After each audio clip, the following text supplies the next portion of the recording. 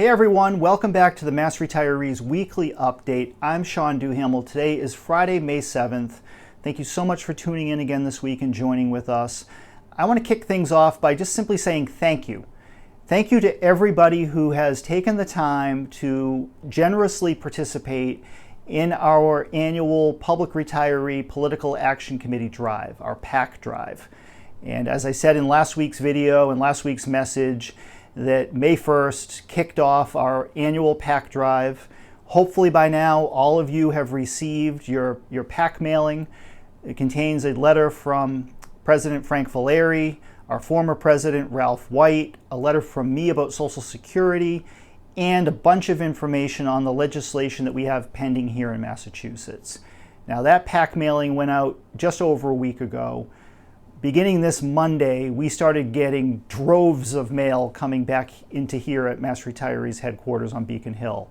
And as of this afternoon, once Friday's mail is processed, we will have received several thousand donations and contributions from members. And the total contribution at this point, we believe that as of today, about a quarter of our total membership has contributed to this year's PAC drive. This is simply astounding. All of us here at Mass Retirees are so appreciative and so taken aback by the generosity of our members, whether it's making a contribution to the annual PAC drive, whether it's simply being a member of our association for many years. And I know that we have a great deal of members who have been part of Mass Retirees longer than I have been here. And this is I've been here for 26 years. We're now into my 27th year working for you. I feel incredibly blessed and humbled to have this position. I can't thank all of you enough for your support and your loyalty to Mass Retirees. It really means the world.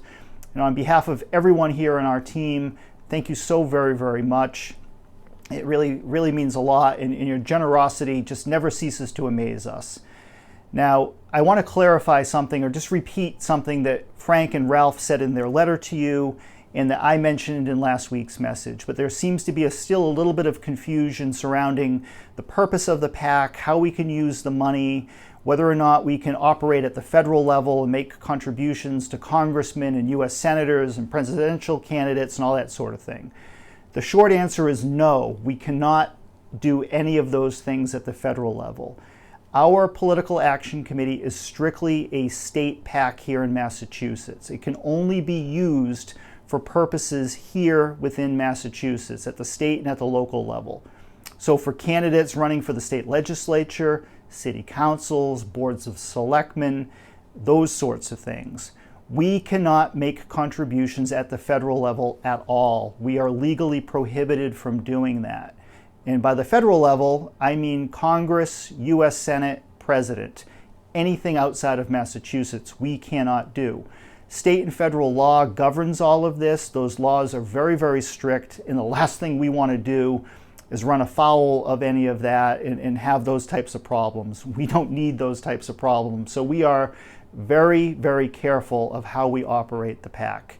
And as we have explained before, in addition to supporting the candidates for public office who support you and support the issues that are so important to all of us, like the COLA, like the defined benefit pension system, like retiree health insurance, those are all the benchmarks that we use in determining who we are going to support for public office. Political party is not part of the consideration. And as you've seen us report in recent weeks, we're working very closely with Republicans and Democrats here in Massachusetts on your behalf. So all of those issues that are taking all the oxygen out of the news at the national level, all the partisanship that's going on, we're not part of that. We're not participating in that. And the reason for it is, quite honestly, you can't get anything done if all you are going to be is a partisan organization.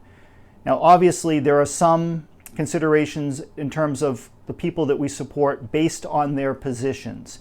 If someone is anti-retiree, that they do not support the COLA, that they don't support affordable quality health insurance for you, if they don't support defined benefit pensions, we're not going to support them. It's very, very simple.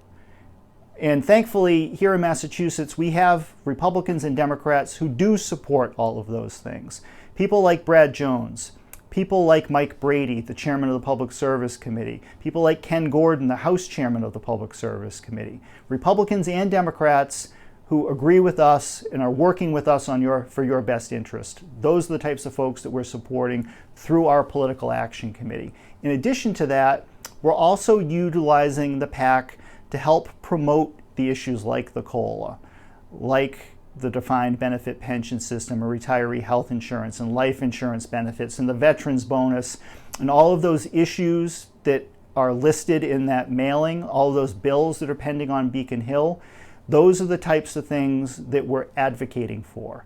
And our telephone town halls and our area meetings and all of those sorts of outreach that we're doing that are more of a political type of thing, that's what the PAC is used for. And I think the vast majority of you watching this understand that, but because of some of the questions and comments we're getting, I just wanted to take a moment to once again explain exactly how all of this works, because I know it's confusing. I know that, not everyone is paying as much attention to this as I might on a day-to-day basis, because it's my job. So I just wanted to take a moment and share that with you. The other really encouraging thing is the number of questions and comments that we are receiving based on the materials that are contained in the PAC mailing. As I said before, we have a full listing of bills and the letter from me specific to the Social Security windfall elimination provision. Within that letter are the names and addresses of all 9 congressmen here in Massachusetts. Now, all 9 of our congressmen have signed on as co-sponsors of H.R. 2337, which of course is Representative Richie Neal's WEP reform bill. We're not asking you to reach out to them and ask them to support the bill because they're already doing that. But it is very helpful to reach out and just say thank you. Thank you for your support. Thank you for making this a priority, and ask them to please do everything in their power to get this bill passed this congressional session. We got to make sure that this issue remains on the front burner, at the top of the radar screen, right up at the very top of what people are talking about in Washington. We need to continue the buzz around this. That's how we're going to get this passed. So thank you for those of you who have taken the time to write a letter, to send an email, to make a phone call, and in some cases, speak directly with your local member of Congress. It makes all of the difference in the world when they hear directly from you. And the same applies to the bills that we have pending here in Massachusetts. I know that a number of our members have already responded to that list. You've been calling your state rep and your state senator, asking them to sign on to those bills, asking them to work with us to get those pieces of legislation passed this session.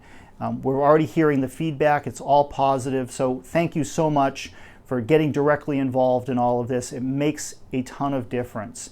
Now, in terms of what's happening during the month of May, this is already proving to be a very busy month once again, which is wonderful. We have a lot of really positive things going on. We are right now in the midst of producing our July newsletter, The Voice. We do everything in-house when it comes to producing our newsletters. We are going to press with the July newsletter days after Memorial Day, that first week of June. It will go to the printer. It will arrive in your mailbox sometime in the middle of June. We're now pulling together the content and the articles and everything else that's going into it. It's a lot of work, but it is a great way for us to share that information with you. If you ever have questions after reading the newsletter, give one of us a call. We're always happy to answer questions and talk about what's in there. Or if you have a suggestion of something you would like us to cover, send me an email, let me know, and we're happy to try to work on that and accommodate folks. The other big thing that's coming up, really 2 more big things coming up this month.